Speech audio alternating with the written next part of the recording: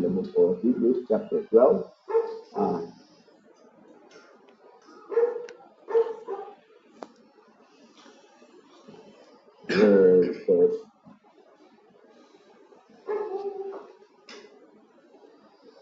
Verse 5. And sabi niya po dito, and you have forgotten the exhortation of which speaketh unto you, as unto the children, my son, despise not thou the chastening of the Lord, nor faint when thou art rebuked of him. For whom the Lord loveth, he chasteneth, and scourgeth every son whom he receiveth. If ye endure chastening, God dealeth with you as with sons. For what sons is he whom the Father chasteneth not? But if ye be without chastisement, whereof all partakers, then are ye bastards, not sons. At verse 9, furthermore, we have had our fathers who corrected us, and you gave them reverence. Shall we not much rather be in subjection unto the Father of the Spirit and live? Okay, tayo po yung manalangin na bang Diyos. Maraming pong salamat sa inyong kabutihan. At patuloy na kami binibigyan ng kalakasan, Lord, spiritually, and as we continue to grow in grace and in the knowledge of our Lord and Savior Jesus Christ, allow us, Lord, to discern thy good glory in accordance with thy principle, and allow us to let the word of God truly light unto our path, Lord, and allow us to discern, Lord, the goodness you have for us, Lord. Thank you so much, and we give you the glory, praises, and honor in the powerful and marvelous name of our Lord and Savior Jesus Christ. Ay, mga kapatid, okay, ito na po, talaga medyo humaba lang yung ating preaching. Pinapagtibay lang po natin yung ating pinag-aaralan. This pertains to the essence of practical salvation. So we have learned, my dear brethren, siyempre ito ay makikita po natin yung eternal salvation, or meron tayong 5 phases of salvation, one of which is practical salvation. No? Doon sa number 4. So, nakita po natin, una, yung practical salvation are these alone, ito pa, ay lahat sa atin. We cannot attribute lahat po yun. As we have discussed, number 1, meron po tayong tatlo, number 1, it is experiential, or this is eternal. Nagmula po ito sa ating nagmula po ito sa ating Diyos na siyang kumilos po sa atin. Ito po, ito po, ang malinaw po na nung aking pong discuss, yung pertaining to doon sa agila, no, yung itlog ng agila na napadpad doon sa itlog ng mga manok. So, the very nature, my dear brother, hindi po yun magiging manok. So, yun po ay agila pa din. No? Hindi lang niya alam. No? Wanderer lang siya, bakit siya nandun sa mga manok. Same thing, my dear brother. No? Ang nature po, ang godly nature, ay tayo po ay tupa. No? Hindi po lahat tupa. Tayo ngayon na minsan nangapagpad doon sa linya ng mga nandun po tayo sa mga kambing, nandun tayo minsan sa mga baboy, nandun po tayo minsan sa mga oso, no? At tayo po minsan, no, ay nature ng tupa pag-isa. Takbo na ng takbo kasi ang dami niyang mga humahabol sa kanya. Yummy talaga yung nature ng tupa dahil una, medyo mabagal lang din yung kanyang takbo, kaya mabilis na nagagapi ang tupa. And then also, halos madaling bulahin. Please, po natin, pinag-iingat din tayo ng mga ating Panginoon. Hindi rin po tayo anyong tupa, no? Hindi po tayo gaya ng nasa Matthew chapter 17. Gaya din po ng isang magnanakaw, nandun po sa John chapter 10, no? At marami po ang nag-aanyong tupa. Marami din po ang mga nature, may aso, no? Wag mong maging yung mga baboy, no, wag mo ibigay yung mga pearl or precious do sa mga baboy, bibirakan din naman yan. Yan po yung nature kasi nila. No? At ang ating Panginoon, specifically, namatay para sa mga tupa. Hindi po sa kambing. Para hindi po kayo ma-convert, hindi po na-convert ang kambing sa tupa. So definitely, may mahahalo na precious Gaya ng ang isang ginto, may mahahalo po yan sa gitna ng kagubatan. But definitely, time will come, those precious gold will be preserved. No? And yung aanihin po, yung pandarang ng apoy, no? Sa pandarang ng mga panahon, no?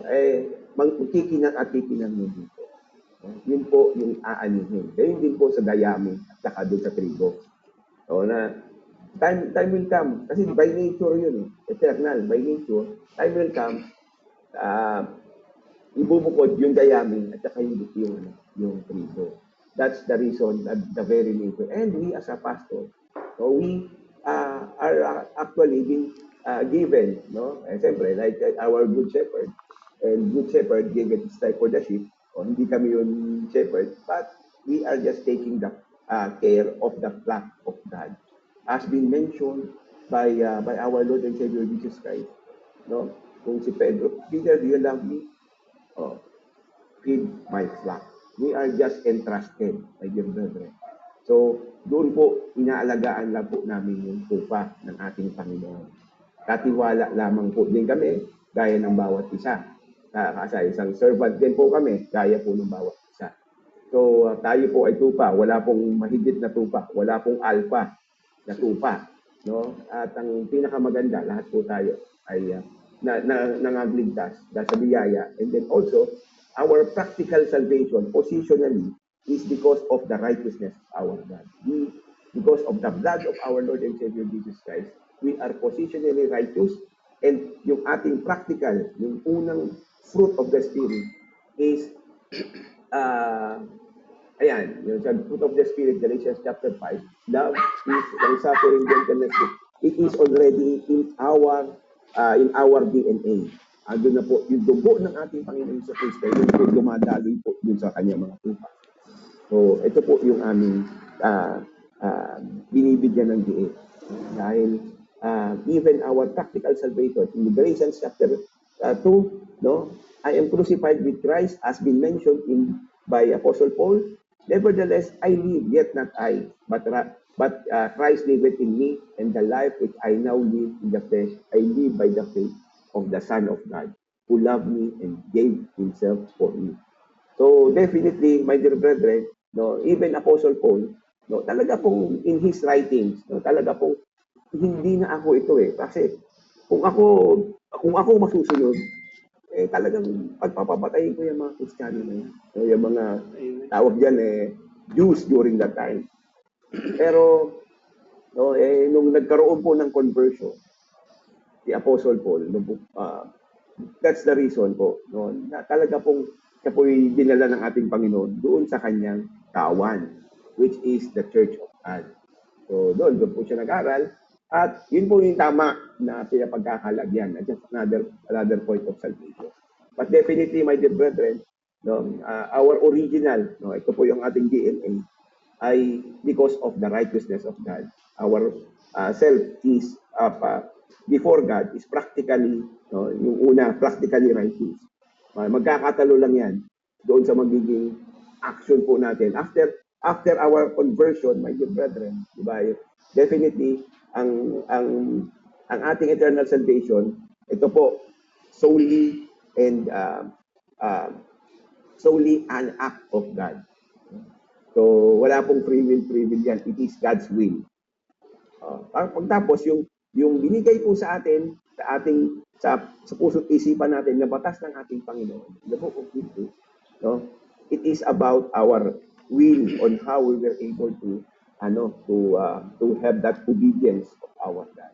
But sometimes, no, at mamaya, i-ano ko na lang po, please ano natin, na pupunta po tayo doon sa tawag nito. Ano na po natin ito, alam ko. Ano pong So, pupunta na po tayo doon sa conditional. Number 1 is eternal. Number 2 is conditional. Kasi ang nature po ng isang tupa, tupa, ito na. No? Tupa ka na ng Panginoon. Yung iba, hindi nila at natupa sila. Gaya nung, yung gaya ng si Lazarus at mayaman. Si Lazarus, hindi na po na natupa pala siya. Naranasan na lang niya in eternity. No?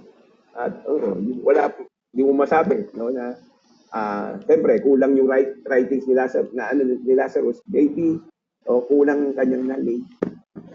But my dear brethren, pagdating ng judgment, si Lazarus, no? Ay ayun din po yung kasama ng ating Panginoon sa krus, no? Hindi naman niya wala siyang pakialam sa eternal salvation. But sinabi niya, Panginoon, alalahanin mo ko sa inyong paghahari. At least, kahit pa paano, may konting relief. But God has gave him.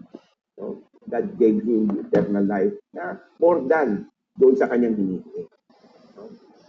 So, meron pong iba, siyempre, lack of assurance, need of doctrinal confusion. Ayan po yung aking mga example ko, no? Dahil sa church, hinayaan nila na magkaroon ng konting testimony. May mga core group sila, babasa ng isang talata ng Bible, sasarado yung talata ng Bible, tapos tatanong bawat isa, anong interpretation mo doon, ang tingin mo, masasabi mo doon. No, mamaya magkikwentuhan na sila nung kanyang mga naranasan. Wala na po, out of context. Diba? Tapos yun na magiging sa batas, yun na yung magiging jurisprudence o yun na yung magiging basis ng iba. Ay, ganun pala yung ginawa ni kapatid. Ayun naman, yun na po yung kanilang sandigan. Wala pong doktrinang na-establish. So therefore, there is lack of, talaga po, iba, ito yung sinasabi, nagkakaroon doon sa mga sinasabi niya, nagkakaroon ng conflict, nagkagulo-gulo pala. So nagkaroon ng confusion pala. Experience divine chastisement. So definitely, my dear brethren, whether you are ignorant or you know that the judgment of our Lord, and remember, no, yung expectation of us is for obedience. Meron pong parusa, may judgment in our lifetime, yung disobedience. Paano kung hindi mo alam? Ignorance. Ignorance is disobedience, my dear brethren. So, ignorance of the law excuses the one from compliance therein.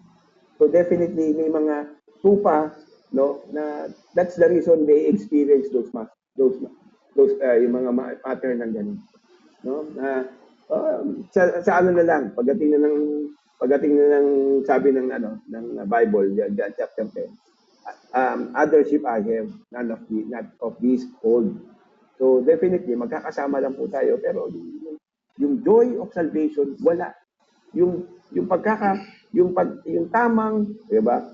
Tamang relasyon sa ating Panginoon, wala. Ang sabi lang nila relasyon, importante may relasyon. Pero yung dapat idiin doon, teaching them to observe all things whatsoever I have commanded you.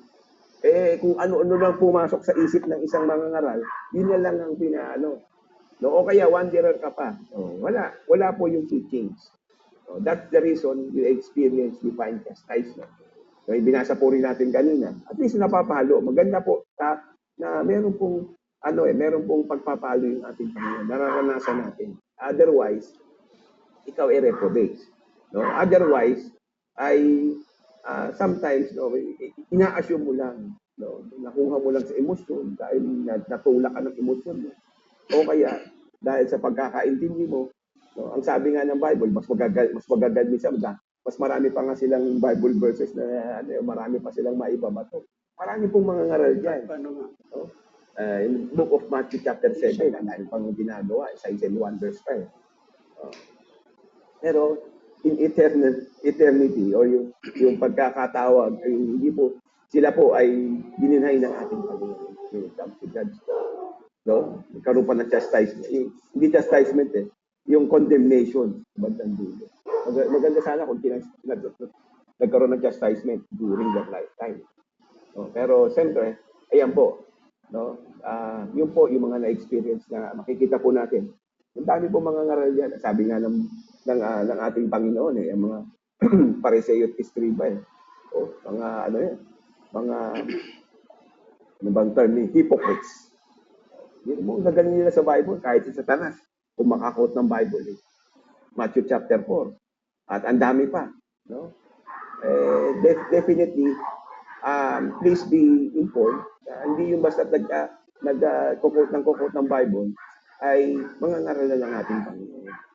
Definitely, no, there is difference. So definitely, tayo man ay maging biktima, pero mo member tayo ng ganun. Heresy po na kaikala. Yun po yung pagkakaiba. Biro mo, nasa church, isa kayo parang, or kayo ko ng definition ng church. Kasi nasa organisasyon kayo. O, mga tupa kayo, saka kambing, doon din yung mga baboy na kikisalo po sa inyo.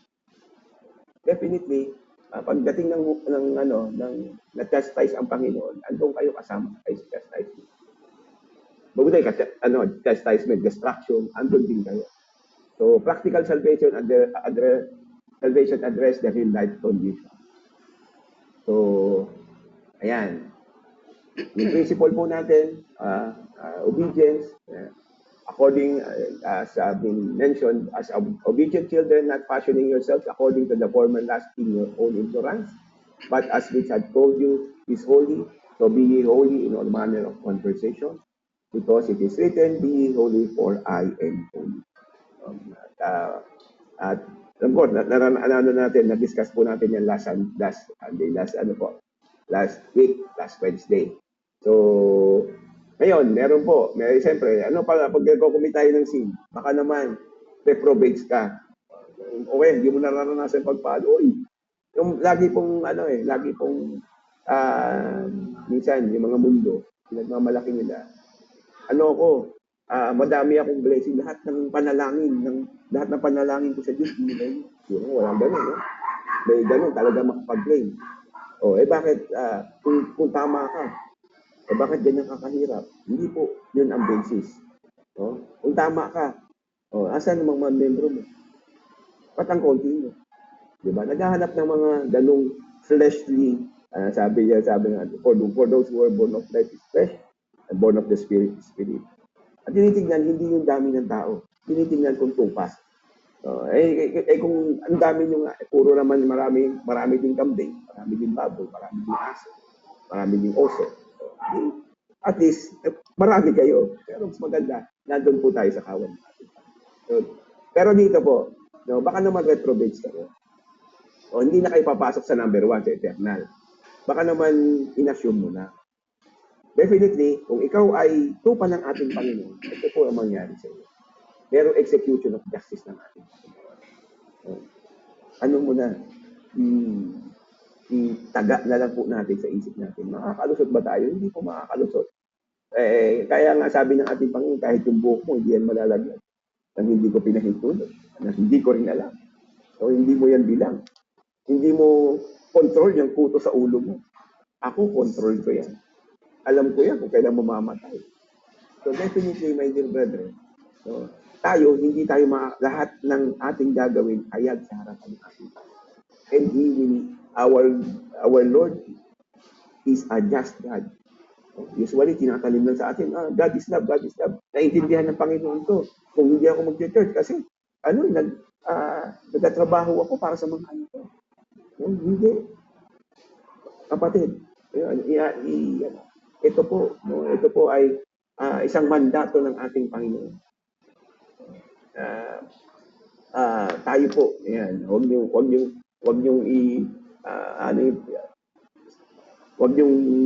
kayong ma-absent niya lang. At least, ayun. And then also, execution of judgment, yung binasa po natin kanina, may pagpalo ang ating Panginoon. Pag pinalo po tayo, marami po pinalo, kahit si David, si Solomon, lahat ng mga servant ng ating Panginoon, pinalo din yan.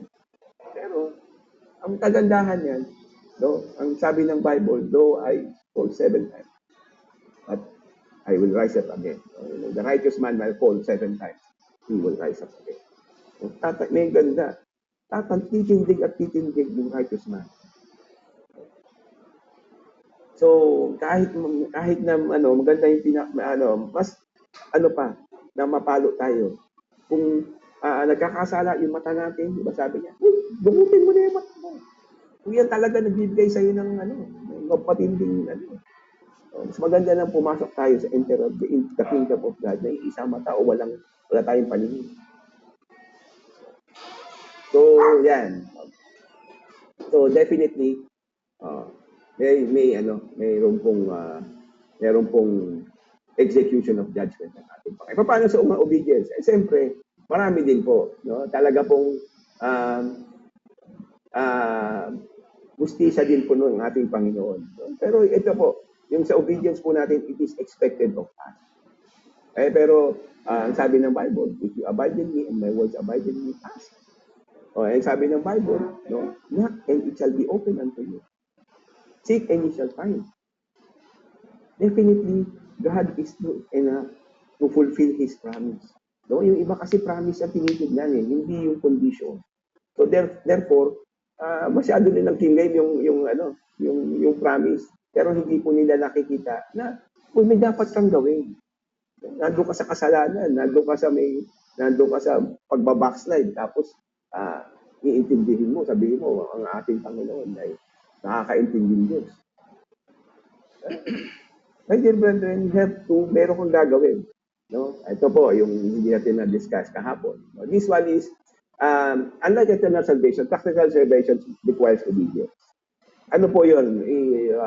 Mga elements, or sabihin natin, mga requirements. Number one, no, siyempre, hearing the and believing the gospel. Ito po, itong mga sasabihin po natin, usually, sa mga Armenian, ito po ay coterminous with eternal salvation. No, itong ginagawa po natin, itong enumerate ko, it is no longer attributable to eternal salvation. This is attributable to our own obedience. Conversion. Conversion. So, hearing the gospel and believing the gospel. So then faith cometh by hearing, and by hearing by the word of God. Usually, ginagamit po, requirement ha. Ulit, ayoko po i-set yung argumentong ito. Pero, no, ability to hear, my dear brethren, is coming from above. Pero, this one, no, at least makita po natin na meron pong gospel. No? At ito po ay pinahayag ni Apostol Pablo, no, dahil din po, doon sa 1 Corinthians chapter 15, sabi niya, Christ died for us. This is exclusive kasi kita po natin, nandun po siya nag-preach doon sa Church of Corinth. Yun po, dahil yun po ay isang church na. This has been defined, the church is assembly of the called out ones. Ito mga tinawag na at naandun na. Nagawa na po nila to, yung hearing and believing the gospel. No? At pinapaalalahanan lang ng ating Apostle Paul, no, during that time. No? And then also repentance, Mark chapter 1, verse 15 muna, hearing the gospel, and saying time is fulfilled and the kingdom of God is at hand, and believe the gospel. So definitely, my dear brethren, ulit, this is the fruit, no? Our conversion, no? That we were able to hear, and then also as being mentioned in the book of Acts chapter 13, verse 48, for those who are ordained to eternal life, believe. Lahat naman, merong physical ear. Pero po, yung ordained to eternal life, yun po yung mag-believe. Ayan. Repentance. Ito kasi, yan yung sa formula ng ABC. Pero, ulit, yung repentance, no, it is really a sign of obedience, of conversion, not regeneration. No? Sige, ituloy ko lang. And then Peter said unto them, repent and be baptized, every one of you in the name of Jesus Christ, for the remission of sin, and you shall receive the Holy Ghost. Ito po, no? Ito po ay pinalalahanan na po, no? Ang mga yung may ability to hear. Sabihin natin Kristiyano, wala pa dito, ano pa lang to napipreach pa lang po ang mga Hudyo dito, no? Mga Jews, ano yata ang turn doon. And Peter said unto them, repent and be baptized, every one of you in the name of Jesus Christ, for the remission of sin, and ye shall receive of the Holy Ghost. I tell you, nay, but except ye repent, ye shall likewise perish. My dear brethren, no, knowing the grace of our God, this will surely lead us to conviction. No? That's the reason we do it. By hearing, we lead to repent kahit na po in the process, no? In the process of doing practical righteousness, no? With our God. Nakita po natin, Lord, idolatry pala to. Nakatawarin niyo po. This will, kahit na po tayo ay primitive baptist na o baptized na, no? In our daily or in our execution of our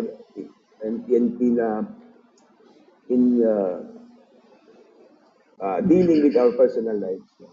Nakikita po natin, may mga wrong decisions po tayo, mayroong mali tayong ginawa.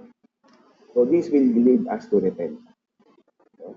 Pag ni-rebuke po kayo, that will lead you to repentance. Yung faith, now this is the substance, faith, 11:1. This is the definition of faith, substance of things hoped for, the evidence of things not seen. Ayan. Example, meron akong example, yung farmer sowing and reaping. No? Pero ito po, no, yung meron kasing faith yung faith dalawa. Ito yung saving faith at saka common faith. No? So definitely, my dear brethren, now, no, having have said that we already have the saving faith, of course, we do exercise the common saving faith. Alam po natin, gaya po ng isang farmer, alam kahit na minsan walang pananampalataya yung eternal, pero or saving faith. Pero alam po nila yung sowing and reaping. Tayo man, matututo tayo sa kanila. Tayo po, dapat po tayo magtanim. Yan po yan po yung mandato po sa atin. No? Tayo po, actually, ang sinabi na nga ng Bible, aanihin ka lang. No? Wala pong laborer. Wala pong gagawa. Yung aanin nila lang. So, definitely, my dear brethren, no, aside from saving faith, we do have common faith that we need to exercise. So, alam po natin, ang Diyos ay mahabaging Diyos. So, alam po natin, no, that this, ang Diyos ay maliban sa mahabagin, no, ay just God. Alam po natin na tayo man ay we need to exercise, we need to grow also in our faith. So even so, faith, if had not works, is dead, being alone. Open din pag Armenian po, titingin dyan, ay misinterpret niya sa saving faith. Pero po doon sa Ephesians chapter 2, verse 10, at ano rin po, that this is actually a command. Well, a commandment for us to do what is, to do what we believe. So po yung exhortation to do to exercise or to do, gawin mo. No? Masyado kang takot. Di ba parang ganun yung ganun yung tema eh. No? Kasama ka dun sa mga nasa mundo na natatakot.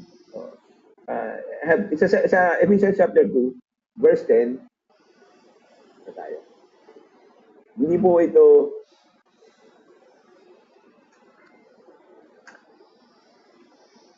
po yung biyaya ng ating Panginoon. For we are His workmanship, created in Christ Jesus unto good works. So definitely, my dear brethren, yung work doon, no, ay isang encouragement lamang po. No? Sasabi mo pananampalataya ka tapos hindi mo ginagawa. Yan po yung But yung good works po ay we are the workmanship of our Lord, like Jesus Christ, which had before ordained us that we should walk there.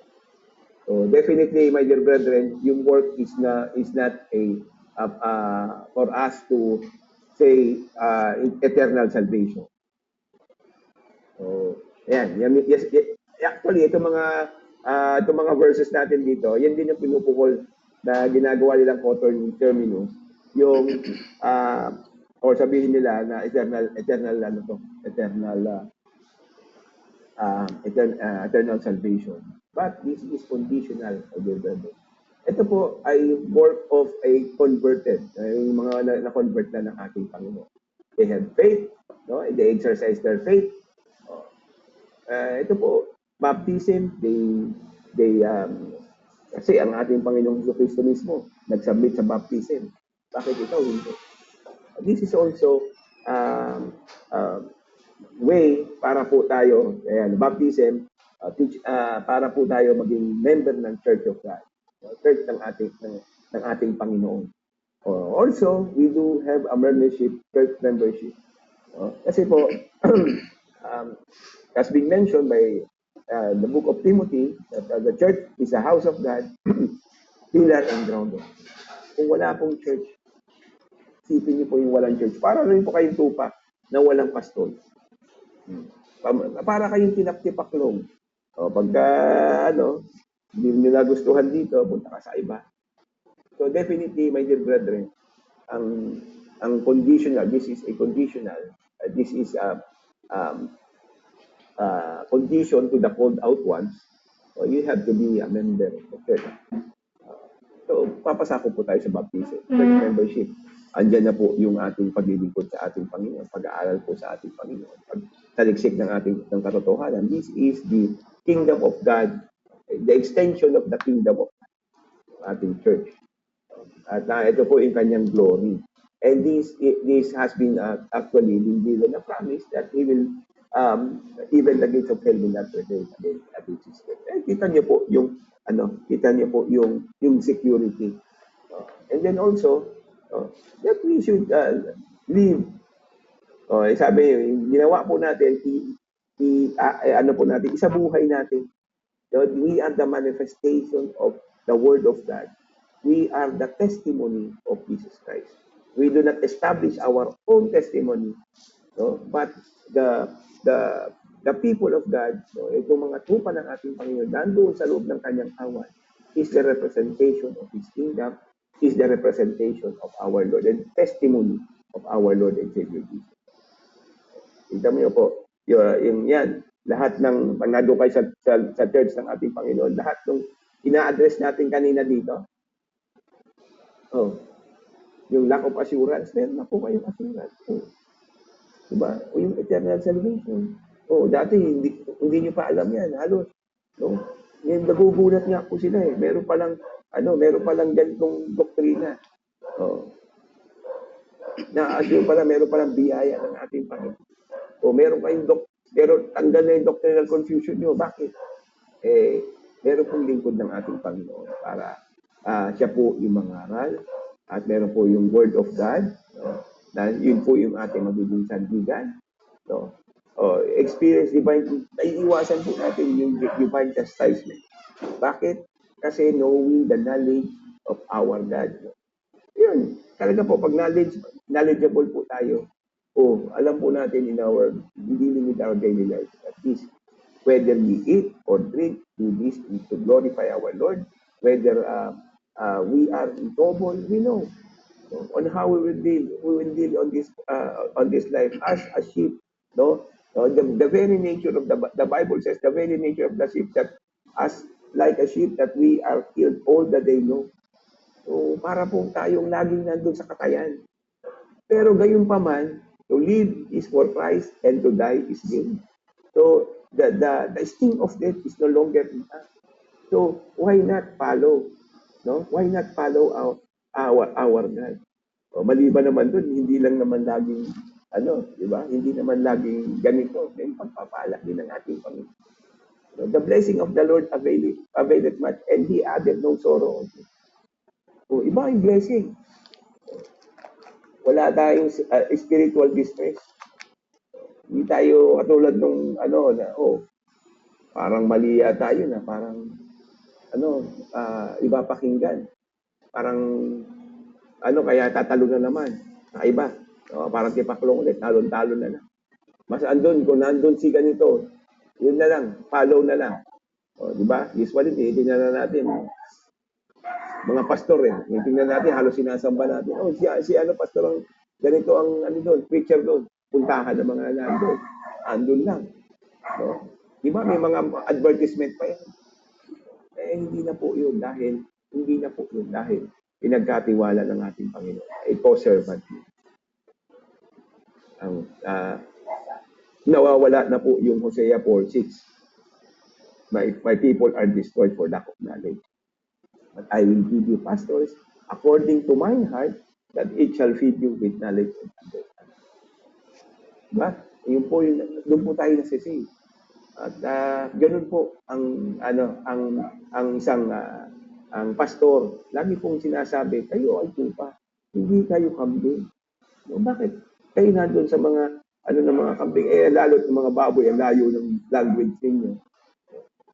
So definitely, my dear brethren, as we continue with our personal or spiritual life, we were able, it is a great encouragement for us, the brethren, the pastor, and then also mga co-workers, and everything, every word of God.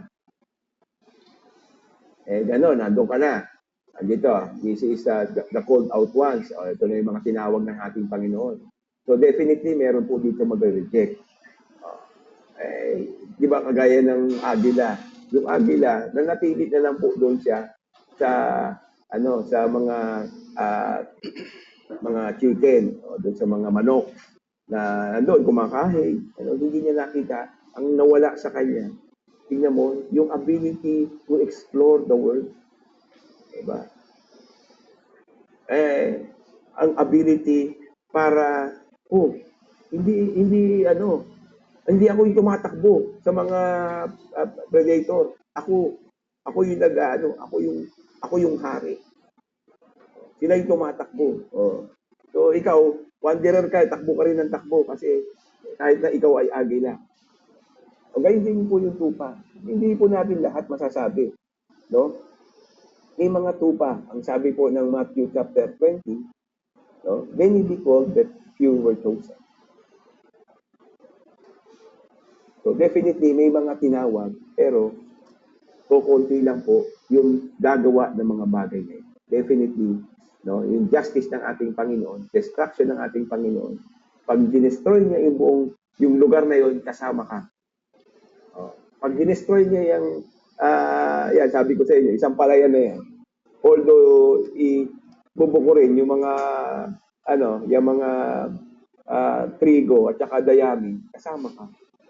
Diba? So definitely, hindi po natin ma-exit yung sarili natin for the justice of our God. It is temporal. This is concerned with the chosen people of God. So, alam po na natin na ito, usually din, ginagamit din po kasi ginagamit din po ito ng mga Armenian as yung mga verses po natin to defend that this is regarding eternal salvation. Mamaya, lang natin. Saving the household. Okay, itong 1 Corinthians chapter 6 verse 1 to 2. We then, as a workers together with him, beseech you also that ye receive not the grace of God in vain. Pag binasa niyo po dito sa verse, sige mamaya. For he saith, I have heard thee in time accepted, and the day of salvation have I succored thee. Behold, now is the accepted time. Behold, now is the day of salvation. Remember, my dear brethren, ang kausap po natin dito, ang kausap ni Apostol Pablo ay church na, so mga lingkod na, sabit-sabit nga lang ang ugali. No? Kaya nga, doon sa context ng verse chapter 5, ay reconciliation with God through Christ. No? At pag binasa po natin, yung bandang dulo niyan, 1 Corinthians chapter 5,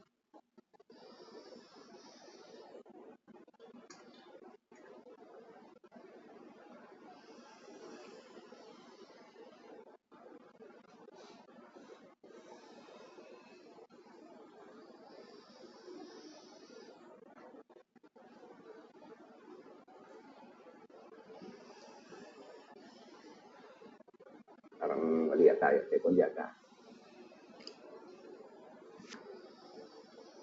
Tama der, 1 Corinthians 5. Okay. Parang ko to eh. Kasi dito po, sige. Nasa 5, nandun sa taas.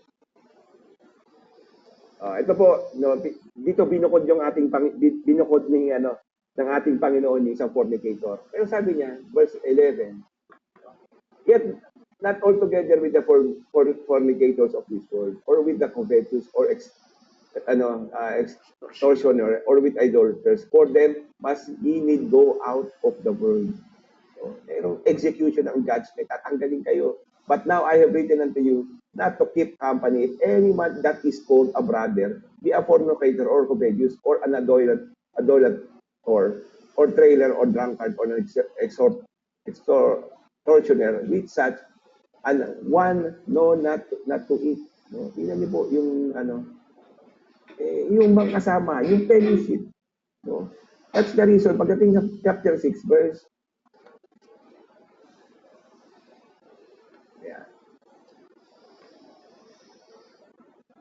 1 to 2. Oh, parang may sabi ko para 2 Corinthians. Teka lang, okay. Tingnan ko, 2 Corinthians. Baka may may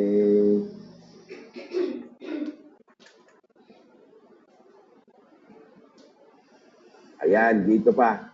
Ayun, medyo naligaw lang ng konti. Ito po encouragement ni Apostle Paul. To which God was in Christ, reconciling the world unto himself, not imputing their trespasses unto them, had committed unto us the word of reconciliation. Ayun po. So, kaya sabi niya dito, kayo mga workers, kayo na nga, mga tinawag ng ating Panginoon sa Korinto. Tama na rin yung binasa na natin kanina, 1 Corinthians chapter 5. Ito na yung ito na yung history nyo. Now is the time. Sabi nila, eternal salvation to, for your salvation. Hindi. No? As workers together with him, beseech you also that you receive not the grace of God in vain. Hindi yun, vanity. Wala yun. Kasi, naka-receive kayo ng iyong biyaya na tunay. But, the accepted day, the days of the, I support, behold, now is the accepted time. Behold, now is the day of salvation. So, for you, makipag-reconcile na po tayo sa ating Panginoon para ma-save naman kayo from this untoward generation. Titigas na nga ng ulo nyo, ang dami nyo the same thing, my dear brethren, ikaw, no? Tingnan nyo po, ito mga example ko natin. Sa Acts chapter 16, verse 27 to 31. Ang sabi nung keeper of the prison, nakatakas, hindi ko ma-term kasi nagbukasan yung kulungan eh. No, nakatakas si Apostol Pablo. Si Apostol Pablo kasi yung isang parang sales lady, no? Na convert. Yan yung natin, nangaral sila, nagalit yung amo. Masyado itong mga pinakailang pinakulong. No, itong yung prisoner, yung keeper of the prison. Sabi niya, papakamatay na. Sabi niya Apostol Pablo, wag mong gawin yan sa sarili mo. Sabi niya, ang tanong niya, anong gagawin ko para maligtas naman ako? Kasi sigurado naman papatayin din ako nung mga abo ko eh. No? Sabi niya, believe the Lord Jesus Christ, thou and your family shall be saved.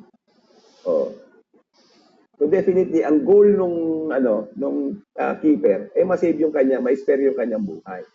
Pero siyempre, later on, ito naman, ang sabi nila, eternal salvation. Hindi po. No? So definitely, pag nangaral din po yung ating mga pangangaral doon sa kanyang mga household. Pero not in accordance for them to have eternal life. No? That's the reason they were baptized, for them to be in kanilang conversion. Kasi na-experience na mismo ng prison guard. Grabe yung Panginoon nito. Ganun nakakadindi yung guard makakalusot pa. So definitely, merong conversion.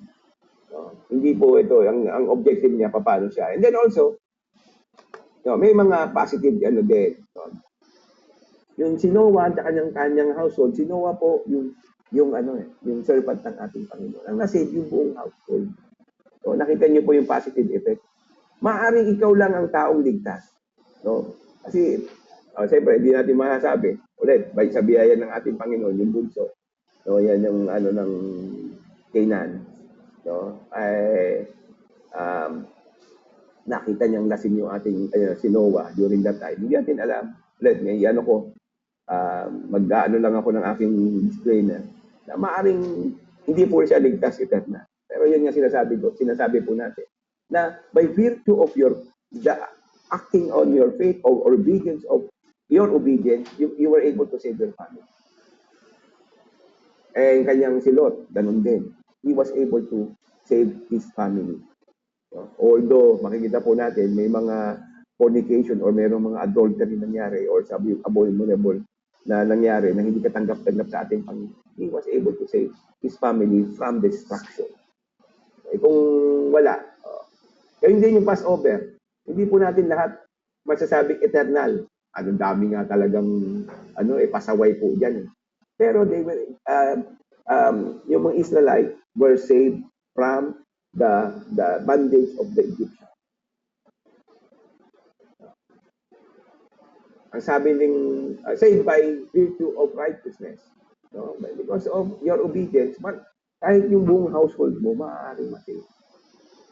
As Joshua, as for me and my house, we will serve the Lord. Talaga because of the principle of Joshua, no? They will, I'm sure God will surely spare them.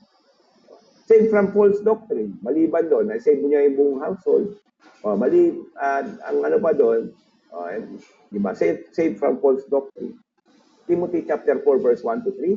Now the Spirit speaketh expressly that in the latter time some shall depart from the faith, giving heed to seducing spirit and doctrines of devils. Uy, grabe.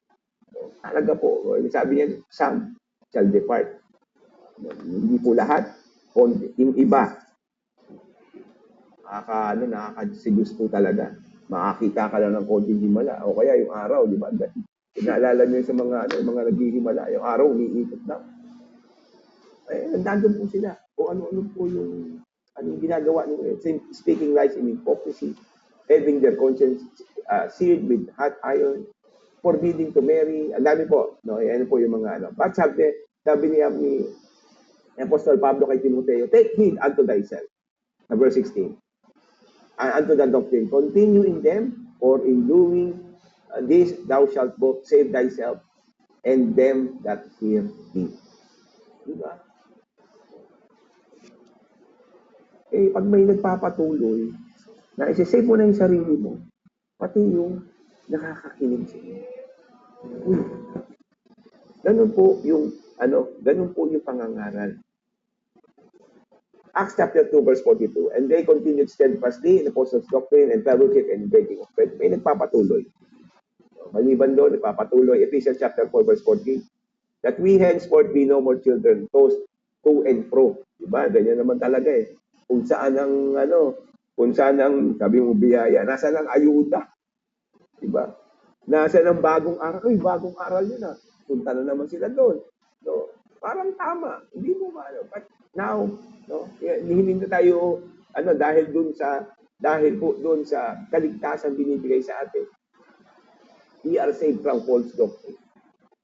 No more children tossed to and fro and carried about with every wind of doctrine, but slaying of men and cunning craftiness, whereby they lie in wait to deceive.